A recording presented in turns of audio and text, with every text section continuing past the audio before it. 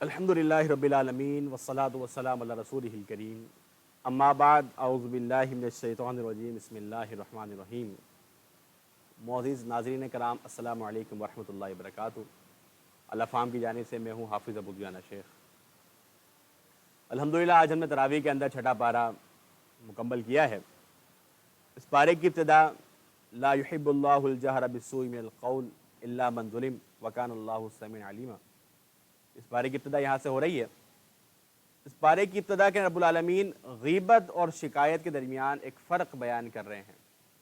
یہ بیان کیا گیا کہ کسی کے اندر کوئی برائی کوئی خامی موجود ہے تو اس کو اعلانیہ بیان نہ کرو، لیکن اگر کوئی مظلوم ہے تو وہ بات آگے کر سکتا ہے۔ تو غیبت میں یہ ہوتا ہے کہ ہم کسی کی برائی کسی کی خامی جا وجہ بیان کر رہے ہوتے ہیں، جہاں ضرورت ہے یا نہیں ہے۔ یہ عادت ہوتی ہے لوگوں کے اندر، ان کو مزہ اس چیز میں آتا ہے کہ وہ کسی کی برائی اپنی محفل کے اندر کریں، اس کی خامیاں بیان کریں، اس کے متعلق گفتگو کریں، تو ان کو مزہ آتا ہے اس چیز کے اندر۔ تو نہ وہ مقام دیکھتے ہیں، نہ محل دیکھتے ہیں، ہر جگہ پر چاہے فائدہ ہو یا نہ ہو اس کی برائی کر رہے ہوتے ہیں۔ تو یہ غیبت نبی مکرم صلی اللہ علیہ وسلم نے اس کی سخت وعید فرمائی ہے، اس سے منع کیا گیا ہے۔ اور قرآن حکیم میں ہم آگے جا کے پڑھیں گے سورہ حجرات کے اندر رب العالمین نے اسے تشبیہ دی ہے، تم گویا کہ اپنے مردہ بھائی کا گوشت کھا رہے ہو۔ تو یہ ایک بڑا ہی برا عمل ہے کسی کی غیبت کرنا۔ اس کے برعکس شکایت کرنا، کوئی آپ کے اوپر ظلم کر رہا ہے، کوئی پریشان کر رہا ہے تو اس کی جا کے شکایت لگانا کسی قانونی ادارے کے اندر یا کسی ایسے مقام پر جہاں پر آپ کے مسئلے کو حل کیا جا سکے، تو ایسے مقام پر جا کر اس کی بات کی جا سکتی ہے، اس کے اندر کوئی برائی اس کو بیان کیا جا سکتا ہے۔ یہ بنیادی فرق ہے۔ آگے اہل کتاب کے کچھ جرائم بالترتیب بیان کیے گئے۔ اس کے اندر سے بات یہ تھی کہ اللہ کے نبی کریم صلی اللہ علیہ وآلہ وسلم سے یہودیوں کا ایک تقاضا تھا، وہ یہ تھا کہ جس طرح ہماری تورات آسمان سے اتری ہے اس طرح آپ قرآن بھی ہمارے سامنے ایسا لے کر آئیں۔ ان کا یہ اعتراض تھا۔ تو رب العالمین نے نبی مکرم صلی اللہ علیہ وسلم کو دلاسا دیا اور بتلایا کہ یہ وہ لوگ ہیں کہ جب حضرت موسیٰ علیہ السلام پر اس طرح تورات نازل ہوئی تو انہوں نے یہ پخ لگا لی، انہوں نے یہ اعتراض اٹھا لیا کہ اب آپ اللہ رب العالمین کو ہمیں دکھائیں۔ تو خواہشات ان کی بڑھتی جا رہی ہیں۔ جس نے ایمان لانا ہے وہ ایمان لے آئے گا، وہ ایک نقطہ توحید کو سمجھ کر ایک نقطے کو دیکھ کر ایمان لے آئے گا، اور جس نے محض اعتراض اٹھانے ہیں، محض تنگی پیدا کرنی ہے، صرف بیجا باتیں بنانی ہے، آپ ایک تقاضا پورا کر لیں گے دوسرا لے آئے گا، وہ کریں گے پھر تیسرا لے آئے گا، یا اس کے اوپر اعتراض کر بیٹھے گا۔ تو موسیٰ علیہ السلام پر جب کتاب نازل ہوئی تو یہ اعتراض کرنے لگے اور سوال کرنے لگے کہ آپ اللہ رب العالمین کو ہمیں دکھلائیں، تو ان کی آپ باتوں کے اندر نہ آئیں۔ تو پہلے ان کی یہ بات بیان کی گئی کہ اس موقع پر بھی انہوں نے بات نہ مانی بلکہ ہمیشہ کی طرح اپنی ہر درمی پر قائم رہے۔ آگے بیان کیا گیا کہ ہفتے کے دن کاروبار سے منع کیا ان کو، انہوں نے وہ کیا۔ اللہ رب العالمین نے حکم دیا کہ شہر کے اندر سجدہ کرتے ہو تم نے داخل ہونا ہے، وہاں انہوں نے نافرمانی کی، اللہ رب العالمین کی آیات کے ساتھ کفر کیا، انکار کیا۔ جس طرح کل بیان ہوا کہ سنتے اور نافرمانی کرتے، سنی انسنی کر دیتے، انبیاء کرام کو شہید کرنا، اور انبیاء کرام کو واضح طور پہ کہتے جی ہمارے دلوں پر تو پردے لگے ہوئے ہیں، آپ کی باتیں ہمیں سمجھ میں نہیں آتی۔ اور اسی طرح ان کا بہت بڑا جرم کہ انہوں نے حضرت مریم علیہ السلام پر بہتان لگایا، یہ بہت بڑا جرم تھا ان کا۔ حضرت عیسیٰ علیہ السلام کی پیدائش معجزانہ ہوئی ہے، آپ کی پیدائش معجزانہ ہے، لیکن انہوں نے حضرت مریم علیہ السلام پر تہمتیں لگائی ہیں اور آپ کے خلاف نہایت برے اور بدتمیزانہ کلمات کہے ہیں۔ اسی طرح ان لوگوں نے یہ دعویٰ کیا کہ انہوں نے حضرت عیسیٰ علیہ السلام کو سولی پر چڑھا دیا ہے، آپ کو صلیب دے دی ہے۔ اسی طرح ان کے اندر ایک اور بیماری تھی کہ یہ سود کھایا کرتے تھے۔ تو رب العالمین نے ان کے یہ جرائم بیان کیے ہیں، اور مقصد یہ ہے کہ ہم نے ان جرائم سے اپنے دامن کو بچانا ہے، کیونکہ جب انہوں نے یہ جرائم کیے تو رب العالمین نے ان سے فضیلت سلب کر لی، اللہ رب العالمین نے انہیں ذلیل کر دیا۔ پھر جب تم بھی یہ کام کرو گے تو تمہاری عزت باقی نہیں رہے گی۔ آگے حضرت عیسیٰ علیہ السلام کے متعلق جو بنیادی عقائد ہیں، جو بنیادی عقیدے ہیں، ان کے متعلق بات کی گئی، اور جو ہمارے یہاں پر مسیحیوں کا عقیدہ ہے اس کی واضح الفاظ کے اندر ترتیب کی گئی۔ پہلی بات یہ کہ جو ایک عقیدہ ہے عیسائیوں کا اور یہودیوں کا، یہ دعویٰ ہے کہ ہم نے صلیب دے دی حضرت عیسیٰ علیہ السلام کو، اور عیسائی اس بات کے دعوے دار ہیں کہ ان کو واقعی میں صلیب دی گئی، اور صلیب دینے کے بعد آپ 3 دن تک قبر کے اندر رہے، پھر آپ نے قبر سے نکل کر زندہ ہو گیا، پھر شاگردوں کے اندر کچھ عرصہ رہے، اس کے بعد پھر آپ آسمان کی طرف چلے گئے۔ تو یہ عقیدہ عیسائیوں کے اندر پایا جاتا ہے۔ رب العالمین نے فرمایا کہ آپ کے متعلق ان لوگوں نے بڑا اختلاف کیا۔ یہ جو فہم آج ہمارے سامنے موجود ہے، یہ عیسائیوں کے درمیان بڑا ہی مختلف ہی رہا ہے، بڑا اختلاف ان کے درمیان رہا ہے۔ جس طرح آگے بات آ رہی ہے کہ اللہ رب العالمین نے فرمایا کہ تم یہ نہ کہو کہ خدا 3 ہے بلکہ خدا ایک ہے، تثلیث کا دعویٰ نہ کرو۔ ان کے درمیان باہمی اختلافات بہت زیادہ جڑ پکڑ چکے تھے، کوئی اتحاد کی صورت نظر نہیں آ رہی تھی۔ تقریباً 300 سال گزرنے کے بعد ایک بڑی مشہور شخصیت ہے، آپ اس کو گوگل بھی کر سکتے ہیں، کہ شاہ قسطنطین، ایک بڑا ہی مسیحی بادشاہ گزرا ہے، اس نے پھر کونسلیں بلائی ہیں اور پھر مسیحیوں کو عقیدوں کے اوپر جمع کیا کہ بھائی اب یہی عقائد ہیں، ان کے اوپر ہم نے اتفاق کرنا ہے، جس کے اندر جو تثلیثی عقیدہ ہے وہ بھی اتفاقی پایا گیا، اور اس طرح کے بے شمار عقیدے جو کہ الہامی نہیں تھے، جو کہ رب العالمین کی جانب سے نہیں تھے، لیکن وہ ان کے درمیان پھر متفقہ پائے گئے۔ تو بتایا گیا کہ یہ حضرت عیسیٰ علیہ السلام کے متعلق گمراہی کا شکار ہوئے، اختلاف پڑ گیا، جبکہ حقیقت بات کیا ہے، رب العالمین نے انہیں آسمان پر زندہ حالت کے اندر اٹھا لیا ہے۔ اور جس بندے کو صلیب دی گئی ہے اس کے متعلق مختلف باتیں ہیں، کیونکہ ہمارے پاس واضح طور پر کسی مرفوع روایت کے اندر اس کی توضیح نہیں ہے۔ بنی اسرائیلیات ہے ہمارے پاس، 2 طرح کی باتیں آتی ہیں۔ ایک تو ایک یہودا نام کا ایک آپ کا شاگرد بتلایا جاتا ہے، جس نے آپ کے ساتھ تھوڑی سی غداری کی اور آپ کے متعلق جو پیلاطوس بادشاہ تھا اور اس کے جو حواریین تھے ان کو آپ کے متعلق خبر دی، تو اللہ رب العالمین نے بطور سزا اس کی شکل حضرت عیسیٰ علیہ السلام جیسی کر دی، اور انہوں نے اس شاگرد کو پکڑ کے سولی پہ لٹکا دیا۔ اور ایک موقف یہ بیان کیا جاتا ہے بنی اسرائیلیات کے اندر کہ حضرت عیسیٰ علیہ السلام نے اپنے شاگردوں سے سوال کیا کہ تم میں سے کون ایسا ہے جو میرے لیے قربانی دے، جو میرے لیے قربانی دے، اللہ رب العالمین اس کو میری جیسی شکل عطا کر دے گا، پھر اس کو سولی پر لٹکا دیا جائے گا۔ تو ایک شاگرد نے حامی بھری، پھر یہ سارا واقعہ ہوا۔ تو یہ 2 اقوالات پائے جاتے ہیں، مرفوع روایت ہمارے پاس کوئی موجود نہیں ہے، اس لیے حتمی بات کوئی نہیں ہے۔ تو انہوں نے جسے صلیب دی ہے، سولی پہ لٹکایا ہے، وہ حضرت عیسیٰ علیہ السلام نہیں ہے، یہ معاملہ ان کے اوپر مشتبہ کر دیا گیا ہے۔ حضرت عیسیٰ علیہ السلام کہاں ہے؟ اللہ رب العالمین نے انہیں زندہ حالت کے اندر آسمان پر اٹھا لیا ہے۔ عیسائیوں کا بھی یہ عقیدہ ہے کہ آپ کو آسمان پر اٹھا لیا ہے، آپ قیامت قریب واپس آئیں گے، اور آمد ثانی کا عقیدہ ان کے اندر موجود ہے۔ لیکن جو مسلمانوں کا عقیدہ ہے، مسلمانوں کا عقیدہ یہ ہے کہ آپ کے اوپر کبھی بھی موت نہیں آئی، آپ ابھی آسمان پر زندہ حالت کے اندر موجود ہیں۔ جب آپ قیامت کے قریب آئیں گے پھر آپ کو طبعی موت دی جائے گی، پھر آپ کو طبعی موت دی جائے گی۔ جبکہ مسیحیوں کا یہ عقیدہ ہے، وہ تو آپ کو خدا ثابت کرتے ہیں، وہ کہتے ہیں کہ آپ فوت ہو گئے پھر زندہ ہوئے، اب زندہ موجود ہیں، اور پھر آخر کے اندر دوبارہ واپس آئیں گے۔ تو اسی طرح رب العالمین نے آگے اسی حوالے سے ہی بات کی، اور اللہ رب العالمین نے تثلیث کا جو عقیدہ ہے اس کی تردید صحیح معنی کے اندر، کیونکہ تثلیث کے عقیدے کے اندر بھی یہ لوگ تذبذب کا شکار تھے۔ ابتدا کے اندر تثلیث کے اندر اللہ رب العالمین، حضرت عیسیٰ علیہ السلام باپ بیٹا، اور حضرت مریم علیہ السلام، یہ 3 شامل تھے تثلیث کے اندر۔ اور نبی مکرم صلی اللہ علیہ وسلم کے دور کے اندر بھی مریم پوجا کے نام سے حضرت مریم علیہ السلام کی عبادت کی جاتی تھی۔ بعد ازاں حضرت مریم علیہ السلام کو نکال کر انہوں نے روح القدس کو اس کے اندر شامل کر لیا۔ مسلمان روح القدس سے مراد جبریل امی لیتے ہیں، جبکہ یہ روح القدس سے مراد خدا کا ہی ایک حصہ اور ایک جز مراد لیتے ہیں، جبریل امی مراد نہیں لیتے۔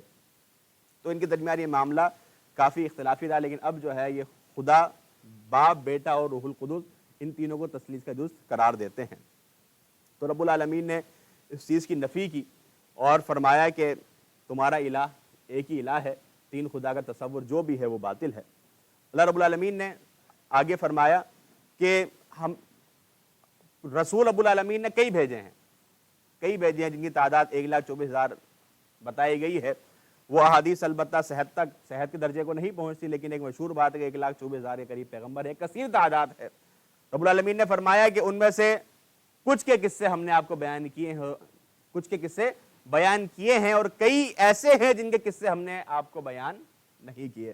قرآن حکیم کے اندر تقریباً 25 انبیاء کرام کے واقعات موجود ہیں، ان کے متعلق ہمیں کچھ نہ کچھ تفصیل ملتی ہے، کچھ کی احادیث کے اندر ملتی ہے، تمام کی ہمیں تفصیلات نہیں بتائی گئی، کچھ کی ہمیں تفصیلات بتائی گئی ہیں۔ اس سورت کے اختتام میں چھٹے پارے کی ابتدا کے اندر سورۃ النساء کا آخر ہے، اور دوسرے طرف سورہ مائدہ کی ابتدا ہے۔ تو سورہ نساء کے آخری حصے کے اندر رب العالمین دعوت دے رہے ہیں کہ آ جاؤ، اللہ کی توحید کو تھام لو، اور دعوت فکر ہے تمہارے لیے، اللہ کی توحید کو تھام لوگے تمہارے لیے بڑے ہی بہترین راہیں ہیں، آ جاؤ سیدھے راستے کی طرف، آ جاؤ صراط مستقیم کی طرف، تم آ جاؤ گے تمہارا بڑا اچھا انجام ہے، اور اگر تم اس سے پھر بھٹک جاؤ گے پھر تمہارے لیے آگے عذاب ہی عذاب ہے۔ آگے سورہ مائدہ ہے، سورہ مائدہ مدنی سورت ہے۔ مائدہ کا معنی دسترخوان کے ہے۔ حضرت عیسیٰ علیہ السلام کے شاگردوں نے ان سے درخواست کی تھی کہ آپ اللہ رب العالمین سے دعا کریں کہ ہمارے اوپر انواع قسم کے کھانوں کا دسترخوان نازل کرے، تو آپ نے دعا کی تھی، پھر آسمان سے دسترخوان نازل ہوا تھا، جس کی آگے تفصیل آ رہی ہے۔ سورت کی ابتدا کے اندر حالت احرام میں شکار کرنے سے منع کیا گیا، اور آگے بڑا پیارا حکم کہ وَتَعَاوَنُوا عَلَى الْبِرِّ وَالتَّقْوَىٰ وَلَا تَعَاوَنُوا عَلَى الْإِثْمِ وَالْعُدْوَانِ، کہ نیکی کے کاموں کے اندر تعاون کرو۔ نیکی کا کام ہے، اچھا کام ہے، تم نے تعاون کرنا ہے، لیکن برائی کا کام ہے، بھلے علاقے والے ناراض ہو جائیں، دوست یار ناراض ہو جائیں، برائی کے کام میں قطعاً تعاون نہیں کرنا۔ ہم بسا اوقات دوست احباب کی باتوں میں آ کر، رشتہ داروں کی باتوں میں آ کر، یا گھر والوں کے پریشر میں آ کر ہم برائی کے کاموں میں ان کی خود نہیں پڑھتے تو معاونت کر دیتے ہیں۔ تو معاونت نہیں کرنی ہے۔ سیدنا عمر بن خطاب رضی اللہ تعالیٰ عنہ کا واضح فرمان موجود ہے، وہ فرمایا کرتے تھے کہ اگر کوئی شخص پلک جھپکنے کے اندر بھی اپنے مسلمان بھائی کے قتل کے اندر شامل ہوا تو اس کو بھی سزا دی جائے گی، وہ بھی سزا کا مستحق ہوگا، اس کو بھی قصاص میں مارا جائے گا۔ تو لہٰذا برائی کے کام کے اندر جب بندہ شامل ہوتا ہے تو وہ بھی اس گناہ کا شکار ہوتا ہے۔ تو نیکی کے کام میں تعاون کرنا ہے، تقوی کے کام میں تعاون کرنا ہے، برائی سے اجتناب کرنا ہے۔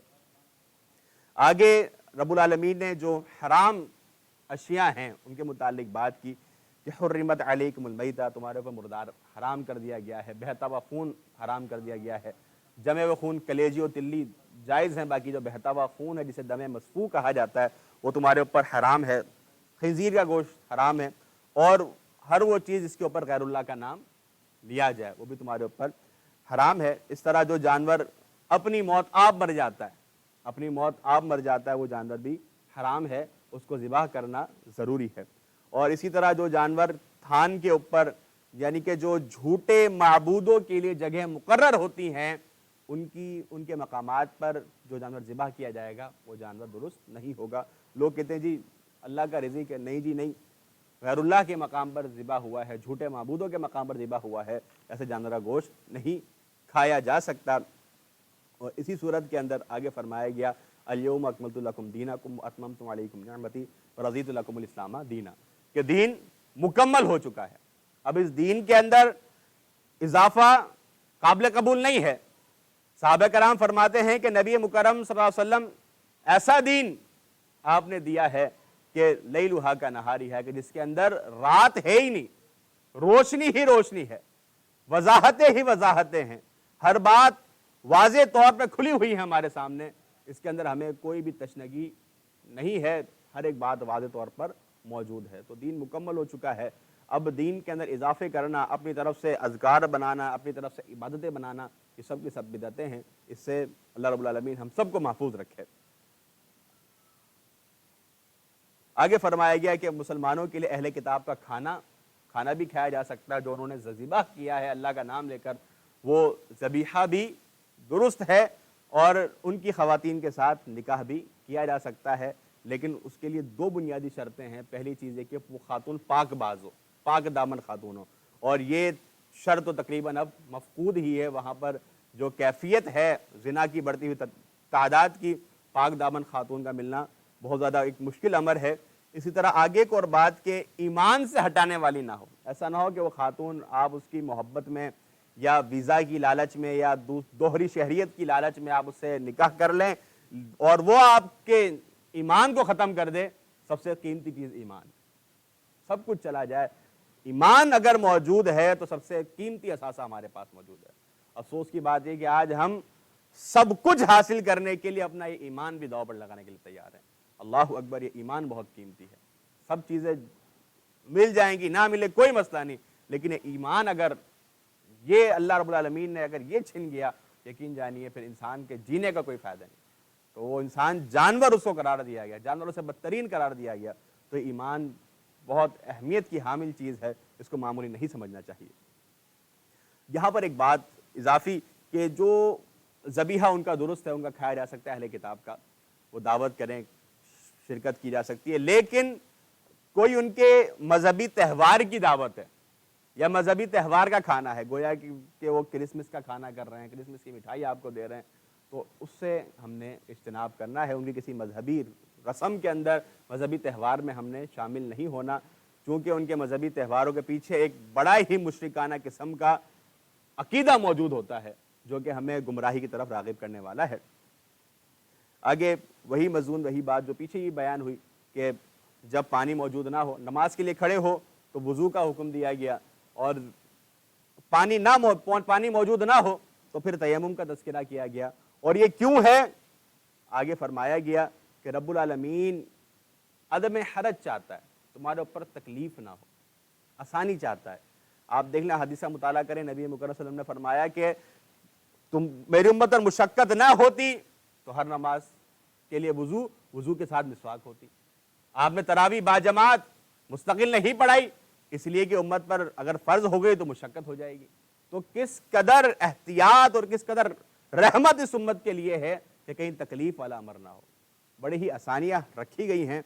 تو انسان اس دین کو، اس کے احکامات کو بوجھ نہ سمجھے، اور انسان کو اتنا آسان بھی نہ بنا لے کہ اس کے اندر اس کی جو رمق ہے، جو اس کی اصلیت ہے، وہ ہی ختم ہو جائے۔ کچھ لوگوں نے اسلام کو اتنا آسان بنا کر پیش کیا، اتنا آسان بنا کر پیش کیا کہ وہ اس کی اصل سے ہی ہٹ گئے ہیں۔ تو نہ اس کے اندر شدت ہو، نہ بالکل اباحت پسندی ہو، جو اعتدال والا راستہ ہے انسان کو اسی پر چلنا چاہیے۔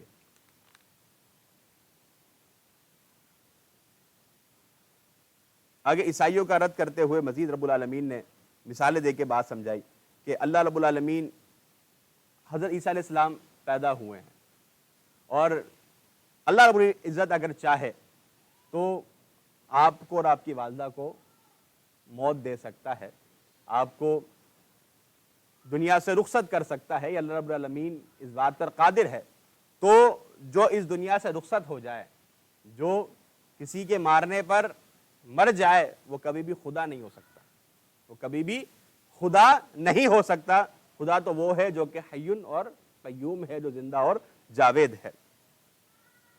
آگے یہودیوں کا اور عیسائیوں کا یہ عقیدہ کہ ہم ہر ایک کی یہ بات تھی کہ ہم اللہ کے چہیتے ہیں، ہم اللہ کے چہیتے ہیں، اور کہا کرتے تھے نحن ابناء اللہ و احباء، ہم اللہ کے بیٹے ہیں اور اللہ کے محبین ہیں۔ آج بھی یورپ کے اندر ایک ملک ہے، فرانس کے قریب کا ایک ملک ہے، وہاں پر آج بھی لوگ ہیں جو خود کو حضرت عیسیٰ علیہ السلام کی اولاد ثابت کرتے ہیں اور کہتے ہیں کہ جی ہم جو ہیں وہ اللہ کے بیٹے ہیں، اسی نسل سے ثابت کرتے ہیں اور کہتے ہیں جی ہم جو ہیں وہ اللہ کے بیٹے ہیں۔ تو یہ بات کسی کا طور بھی درست نہیں ہے۔ بات یہ ہے کہ جو عمل کرنے والا ہے، جو تقوی شعاری اختیار کرنے والا ہے، وہی اللہ رب العالمین کا محبوب ہے۔ اللہ رب العالمین نے فرمایا بل انتم بشر ممن خلق، تم کوئی اللہ کے بیٹے نہیں ہو بلکہ تم اللہ کی مخلوق ہو، تم ایک انسان ہو جسے رب العالمین نے پیدا کیا ہے۔ اور تم یہ دعویٰ نہ کرو کہ اللہ کے ہم لاڈلے ہیں، اللہ ہمیں معاف کر دے گا، اللہ ہمیں جنت میں داخل کر دے گا۔ بات یہ ہے یغفر لمن یشاء ویعذب من یشاء، کہ اللہ رب العالمین کے ہاتھ میں ہے کہ جسے چاہے معاف کر دے، جسے چاہے عذاب دے۔ تم یہ دعویٰ نہ کرو کہ ہم اگر یہودی بن گئے تو ہمارے لیے آگے آسانیاں ہیں۔ ہمارے مسلمانوں کے اندر بھی یہ چیز آئی کہ فلاں پیر کا آپ دامن پکڑ لیں، فلاں پیر کی بیعت کر لیں تو آپ کو وہ پیر چھڑا لے گا۔ جس طرح ایک کتاب لکھی، اس کے اندر ایک بات نقل کی کہ فلاں پیر کی بیعت کر لو تو وہ روز قیامت چھڑوا لے گا، اور وہ اللہ کے ہاں جب سفارش کرے گا تو اللہ رب العالمین اپنے اس بندے کو کہیں گے کہ یہ تو گنہگار ہے جس کی تو سفارش کر رہا ہے، یہ تو بدکار ہے. تو وہ لکھا کہ پھر اس موقع پر پیر جی کہیں گے کہ اے اللہ یہ خراب ہے نا، میں تو اچھا ہوں نا، اللہ مجھے دیکھ کے اس کو معاف کر دے. تو یہ اس طرح کی جھوٹی باتیں ہیں. نبی مکرم صلی اللہ علیہ وسلم نے اپنے اہل و عیال کو بھی اس بات کی تنبیہ کی، کہا کہ نیک اعمال کر لو، روز قیامت میں تمہارے کسی کام نہیں آؤں گا. تو یہ جھوٹی جو دلاسے ہیں، جھوٹی جو باتیں ہیں، اس سے اجتناب کرنا چاہیے. اچھا جی، آگے چلتے ہیں کہ حضرت موسیٰ علیہ السلام بنی اسرائیل کے اندر موجود ہیں، یہودی میں موجود ہیں، کہ جب جہاد کا حکم آیا ہے، کیونکہ بنی اسرائیل بڑے پٹ رہے ہیں، بڑی ظلم ان کے اوپر ہو رہے ہیں، اب ظاہر سی بات ہے اپنے دفاع کے لیے نکلنا ہے. تو جب جہاد کا حکم آیا، اب اللہ رب العالمین کے لیے آگے بڑھ کر قتال کا موقع آیا.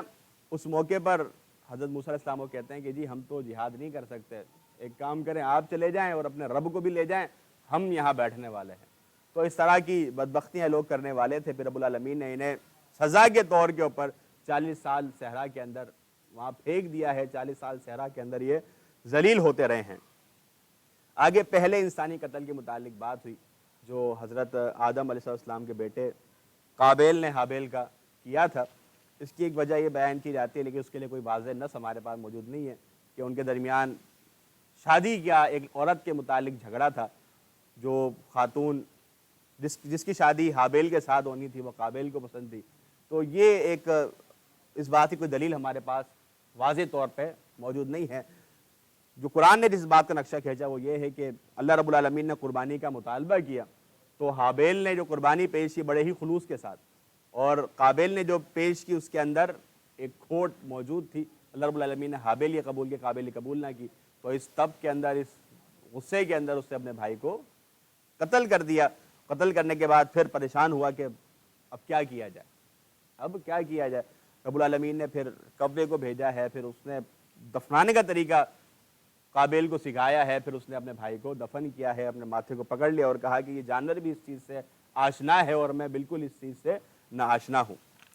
نبی مکرم صلی اللہ علیہ وسلم نے فرمایا کہ دنیا کے اندر جب بھی کوئی قتل ہوتا ہے اس قتل کا حصہ قابیل کے نامہ اعمال میں لکھا جاتا ہے، اس کا گناہ ملتا ہے. شروع کے جو ہم نے بات کی وہ یہ کہ جب ہم برائی کے کام میں تعاون کریں گے تو ہمیں کام جب تک ہوتا رہے گا اس کا گناہ ملتا رہے گا. نیکی کے کام میں تعاون کریں گے، کام ہوتا رہے گا، ہمیں اجر ملتا رہے گا. آگے بیان کیا گیا کہ ایک انسان کا قتل پوری انسانیت کا قتل ہے، کہ اگر آپ ایک انسان کو قتل کریں گویا کہ آپ نے پوری انسانیت کا ہی قتل کر دیا ہے، اور اگر آپ نے ایک شخص کی، ایک فرد کی جان بچائی ہے تو آپ نے گویا کہ پوری انسانیت کی جان بچائی ہے. اور آگے زمین کے اندر فساد کرنے والے، زمین کے اندر جھگڑا پیدا کرنے والوں کی متعلق سزا بیان ہوئی کہ ایسے لوگوں کو سخت سے سخت سزا دی جائے، اور ایسے لوگوں کی سزا جو ہے وہ قتل ہے جو زمین کے اندر فساد کرتے ہیں. آگے فرمایا گیا کہ اے ایمان والو اللہ سے ڈر جاؤ اور اس کے لیے وسیلہ تلاش کرو. وسیلے کو لے کر بھی ہمارے معاشرے کے اندر دو باتیں. ایک لوگوں نے کہا کہ یار وسیلہ نامی کوئی چیز نہیں ہے، یہ بھی غلط ہے، یہ نہیں کہنا چاہیے. اور دوسرے وسیلے کو انہوں نے اتنا آسان لے لیا کہ وسیلے کے ذریعے اپنے بزرگوں سے مرادیں وغیرہ مانگنے لگے. تو بنیادی بات یہ ہونی چاہیے کہ وسیلہ وہ درست ہے جو قرآن و سنت سے ثابت ہے. وسیلہ اللہ نے حکم دیا ہے، درست کون سا ہے جس کا اللہ اس کے رسول نے ہمیں حکم دیا ہے. وہ کون سے ہیں؟ مختصراً پہلا اللہ رب العالمین کے صفات کا وسیلہ، اللہ تو غفار ہے، معاف کر دے، اللہ تو رزاق رزق عطا کر دے. نمبر دو، اللہ رب العالمین کے حضور جو انسان نے نیک اعمال کیے ہیں ان نیک اعمال کا وسیلہ، وہ حدیث غار جو ہمارے سامنے بطور مثال ہے. نمبر تین کہ اللہ رب العالمین کے نیک بندے ہیں جو کہ زندہ ہیں، ان سے اس بات کی درخواست کرنا کہ آپ میرے لیے دعا کرنا. تو یہ درست وسیلے ہیں. اس کے علاوہ جو ہمارے یہاں پر فوج شدگان سے وسیلہ مانگا جاتا ہے، پھر ان سے جو باتیں، جو مرادیں، جو عقیدتیں رکھی جاتی ہیں، ادھر حقیقت پرانی امتوں کے مشرکانہ طرز کے اوپر یہ ساری چیزیں ہو رہی ہیں. آگے بیان کیا گیا کہ جو چور ہے، وَالسَّارِقُ وَالسَّارِقَةُ فَاقْطَعُوا أَيْدِيَهُمَا، کہ جو چوری کرنے والا مرد ہے یا چوری کرنے والی عورت ہے اس کے ہاتھ کو کاٹا جائے گا.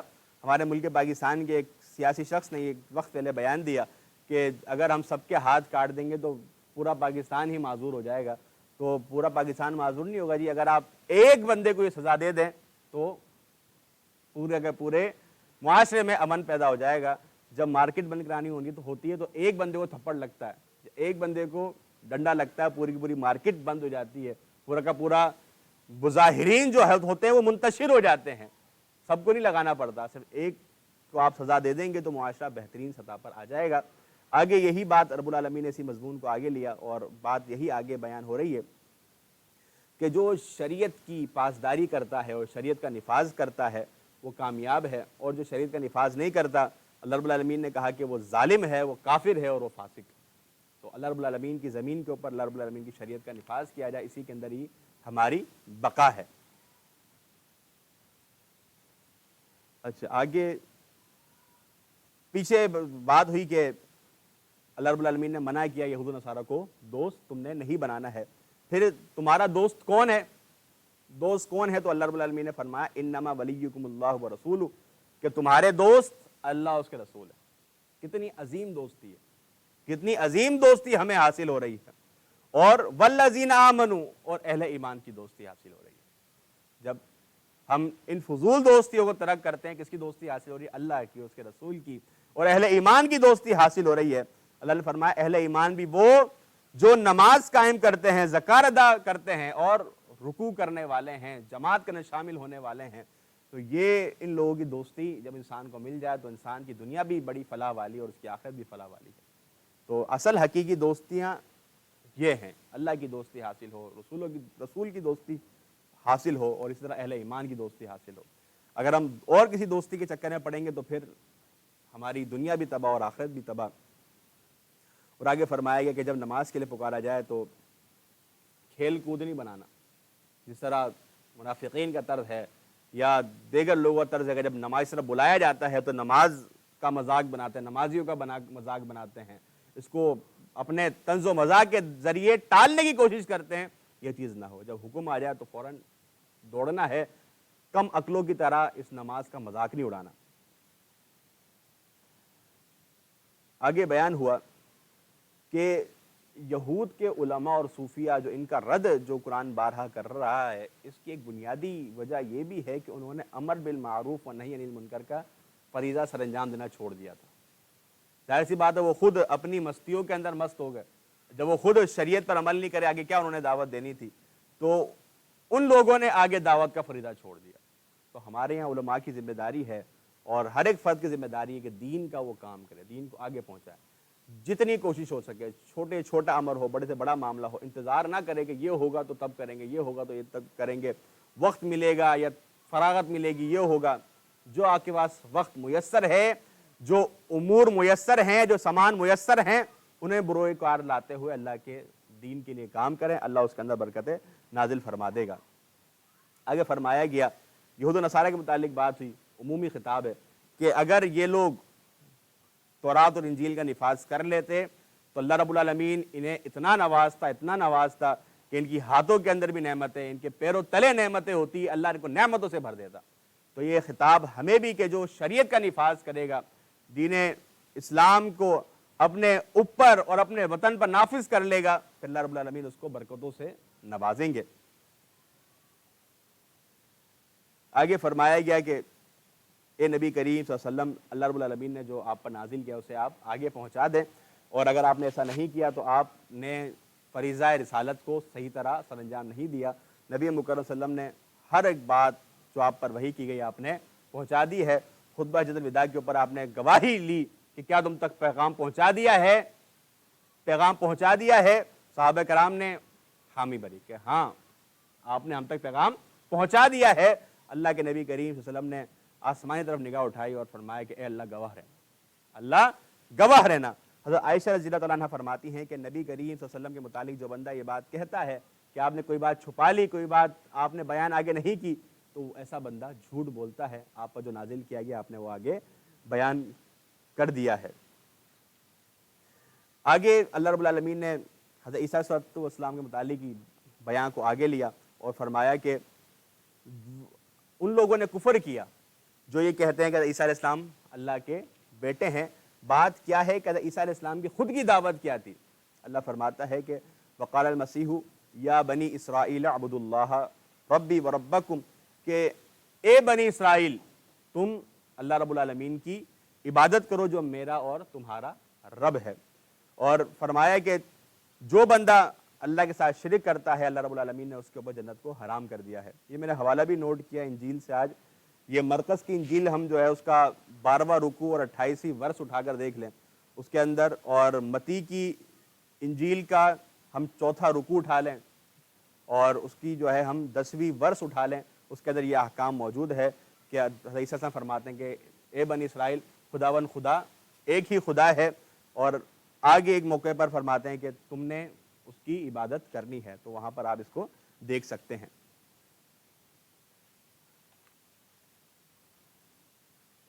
آگے عیسائیوں کے متعلق ایک تعریفانہ بات، اور یہاں پر پارے کا آخر ہو رہا ہے کہ فرمایا گیا کہ تمہارے جو بدترین دشمن ہیں وہ یہود ہیں اور شرک کرنے والے ہیں. تو یہود اور ہنود ہمارے بنیادی اور بیسیکلی دشمن ہیں. عیسائیوں نے بھی پھر بعد میں انہی کے روش کے اوپر عمل کرتے ہوئے، حالانکہ دیکھا جائے تو حضرت عیسیٰ علیہ السلام کی ذات کے متعلق مسلمانوں کا عقیدہ تو بڑا پیارا ہے، بڑا اچھا عقیدہ ہے. اس کے برعکس جو یہودی ہیں وہ تو حضرت عیسیٰ علیہ السلام کے متعلق بڑے ہی برے کلمات کہتے ہیں. لیکن جو موجودہ عیسائیت ہے وہ یہودیوں کے ساتھ تعلق پر فخر اور مسلمانوں کے خلاف وہ طرح طرح کی ایذا رسانی اور طرح طرح کی سازشیں رچتے رہتے ہیں. اور آپ دیکھ سکتے ہیں کہ اللہ کے نبی کریم صلی اللہ علیہ وسلم نے جو پہلی ہجرت کا جو حکم دیا ہے وہ حبشہ کی طرف ہے، جہاں پر جو نجاشی بادشاہ تھا وہ بھی عیسائی ہے اور وہاں ساری عیسائیوں کی آبادی ہے.